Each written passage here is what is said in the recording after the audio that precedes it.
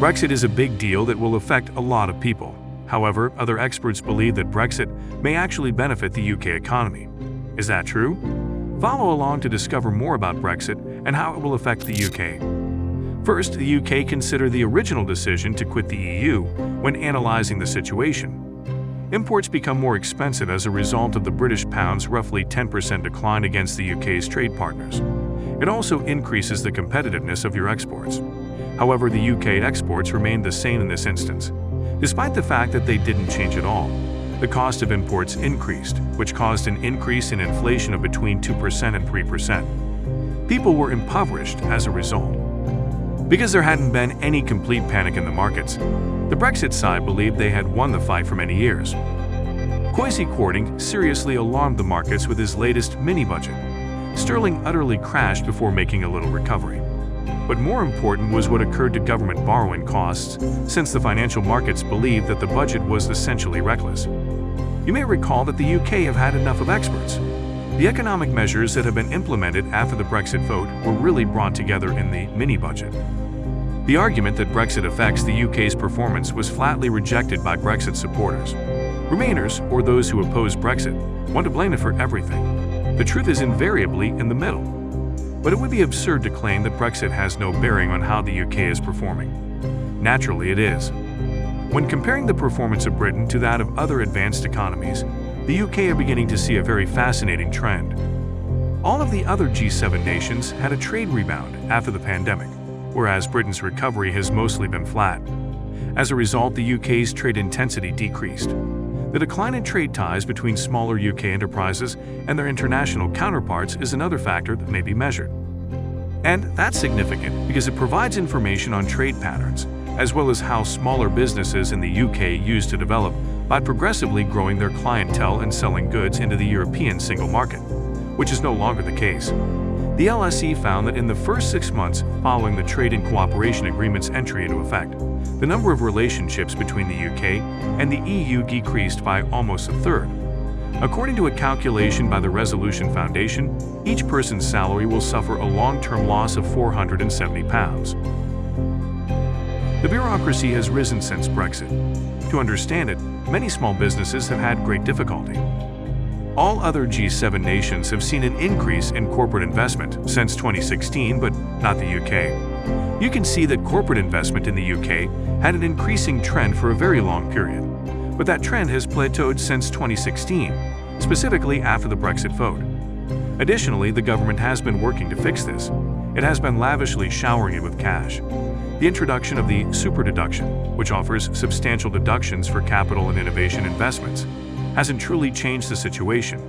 I'm very concerned about the state of our economy going forward because in the end, investment is what generates capital and ensures that economies can continue to expand. And other individuals claim that while Brexit certainly isn't the sole issue, something is definitely wrong. The fact that the UK has a more service-oriented economy than others might have a little impact. But the UK and France also have significant service sector economies. Despite being a large manufacturing economy, Germany is not significantly more industrialized than the UK, and company investment has been substantially higher in every other nation. This is the outcome of Brexit. The UK economy's path is unknown to the public. Eventually, company investment won't increase as quickly. The UK observed negative consequences of Brexit in all sectors, including pricing, investment, and trade, which we can now identify as a Brexit effect rather than a pandemic effect or an energy crisis effect. These implications of Brexit are extremely obvious. Clearly, the COVID pandemic has had a significant impact on the British economy. Likewise, the consequences of the Ukraine war on the supply chain, notably on the cost of energy. It would be absurd to assert that Brexit is the only factor contributing to the British economy's woes, but you can make a comparison between the UK and other nations instead. In terms of the predicted rate of economic growth, the UK is very well at the bottom of the standings, especially in 2023. Therefore, there is virtually no growth in the UK, and only sanctioned Russia was worse than the United Kingdom. You can investigate the disparity between the performance of other economies and that of the UK, which has suffered specifically from Brexit. The UK administration would contend that this is due to the pandemic's bungee jump effect, in which Britain fell, recovered more rapidly, and now things are returning to normal. According to the Office for Budget Responsibility, Brexit will ultimately result in a 4% decline in the UK's economy. The economy loses roughly £100 billion annually, which translates to about £40 billion in lost tax income. Because the UK is not experiencing the economic growth that it normally would, they are poor. The Brexiteer concept of a Brexit dividend frequently centers on the premise that the UK can run a more agile economy. It's possible to deregulate. The challenge is that when you deregulate, a new regulatory framework is created. The chemical sector invested £500 million over a 10-year period on registering its chemicals with the European Union, gaining access to the British market, as well as markets in 27 other nations. All of those compounds must now be re-registered for a separate UK register, which will cost the government an estimated £2 billion. So in essence, all they've done is asked business to do is spend billions of pounds copying a system that already existed in the EU. They are creating their own, because they want to be independent and unique. Yet, that is only a cost. Anyone who claims that deregulation would be good for business is beyond my comprehension. From the perspective of their industry, it only results in additional expenses, red tape, and labor for no gain at all. Before moving forward, what are your thoughts on Brexit? Comment below with your thoughts and let us know. Now, let's return to the video. A hiring problem has affected the EU. Areas include construction, hospitality, social services, and agriculture.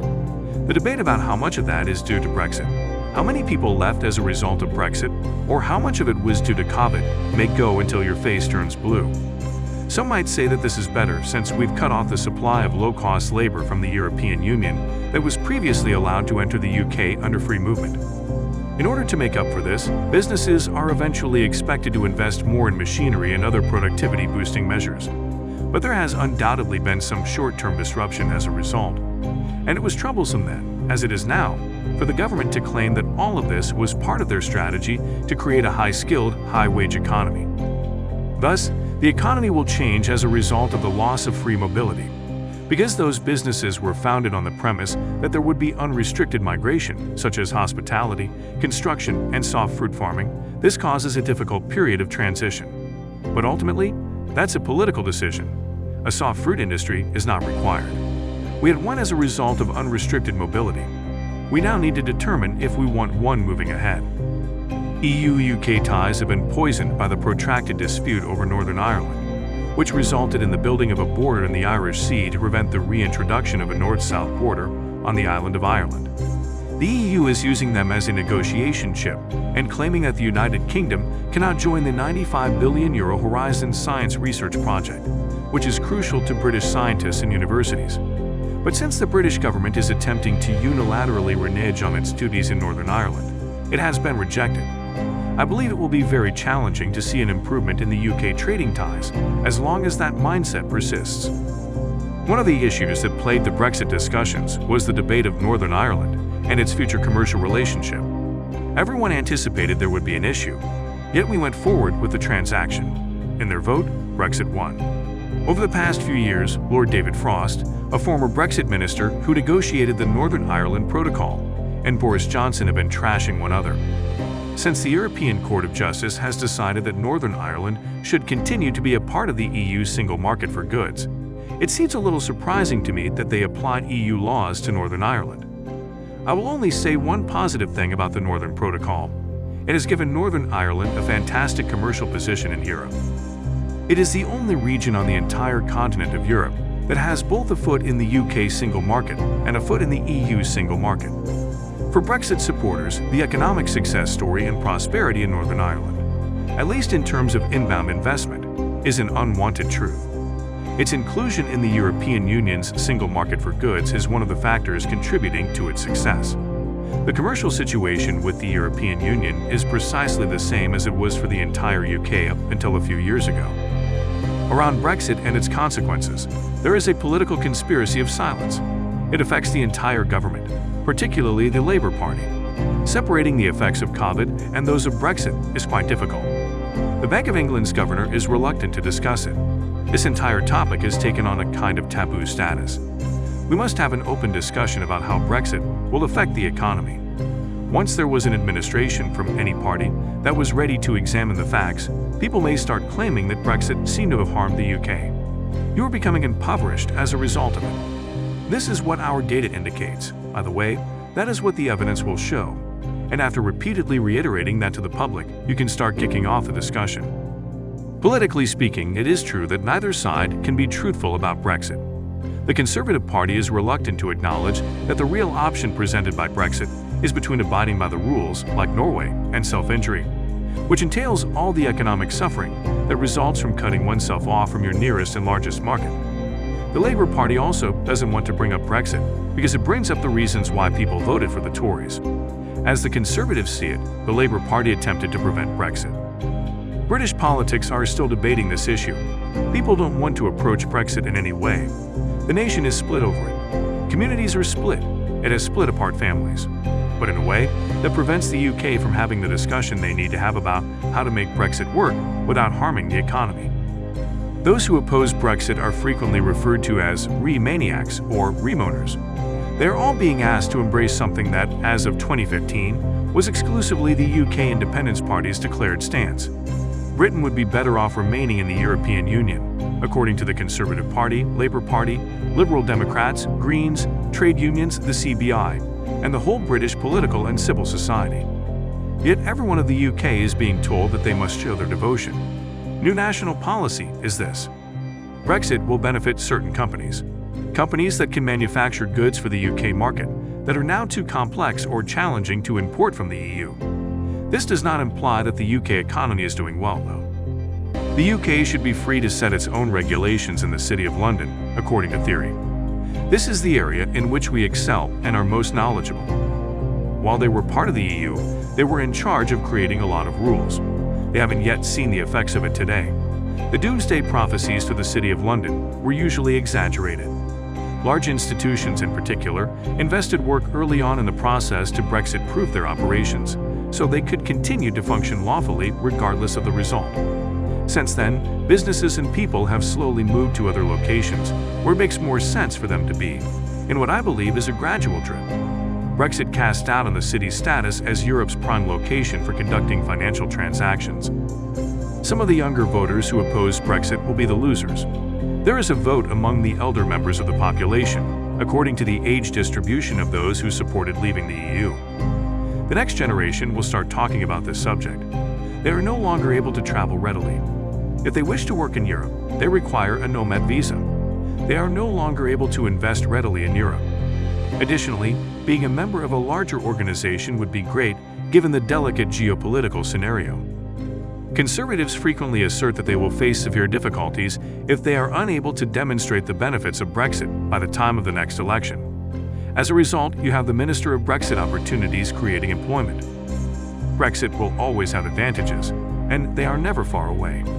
Given that this is a Brexiteer administration, and that this event occurred 6 years ago, someone in the government should have determined what the benefits are by now. The Brexit supporters haven't really developed a compelling argument for why cutting off the UK from its greatest market right on its doorstep will improve the economy.